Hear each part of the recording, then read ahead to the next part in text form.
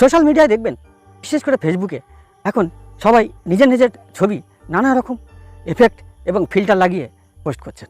আপনিও ইচ্ছা করলে আপনার নিজের ছবি এভাবে এডিটিং করে পোস্ট করতে পারবেন। কীভাবে করবেন দেখতে থাকুন ছোট্ট এই ভিডিওটি।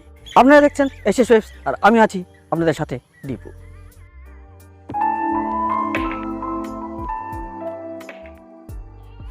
এর জন্য আপনাকে একটি অ্যাপ্লিকেশন ইনস্টল করতে হবে। অ্যাপ্লিকেশনটা হচ্ছে ফটো ল্যাব।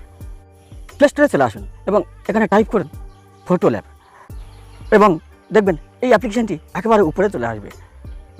100 মিলিয়ন ডাউনলোড আছে, 4.4 রেটিংস। বুঝতেই পারছেন দারুণ একটি অ্যাপ্লিকেশন। আপনি এটিকে ইনস্টল করে নিন।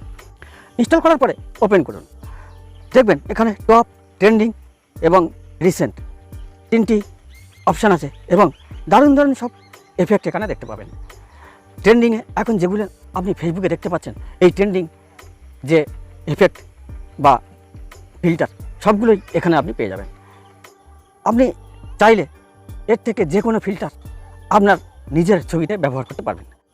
আপনি আপনার ফটো আপলোড করলে সাথে সাথে আপনার ছবিতে আপনার পছন্দের মতো এফেক্ট, ফিল্টার সবই এডিটিং হয়ে অটোমেটিক্যালি চলে আসবে।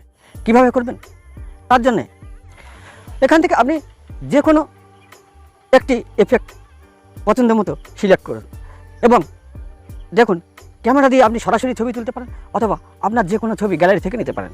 গ্যালারি থেকে একটি ছবি আপনি সিলেক্ট করে দিন। দেওয়ার পরে অ্যারোতে ক্লিক করবেন, ছবিটি প্রসেসিং হয়ে চলে আসবে। তলায় দেখবেন প্লাস আইকন, প্লাস আইকনে ক্লিক করবেন।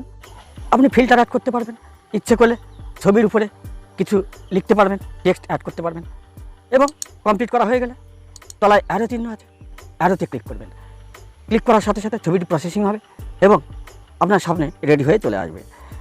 এই ছবিটি আপনি আপনার গ্যালারিতে সেভ করতে পারবেন অথবা এখান থেকে আপনি যে কোনো social media, Facebook Messenger, WhatsApp, Instagram, Google drive, Google photo যে কোনো জায়গাতে আপনি সরাসরি শেয়ার করতে পারবেন। মাত্র কয়েক সেকেন্ডের মধ্যেই আপনার নিজের ছবি এডিটিং হয়ে চলে আসবে। আপনাকে কিছুই করতে হবে না।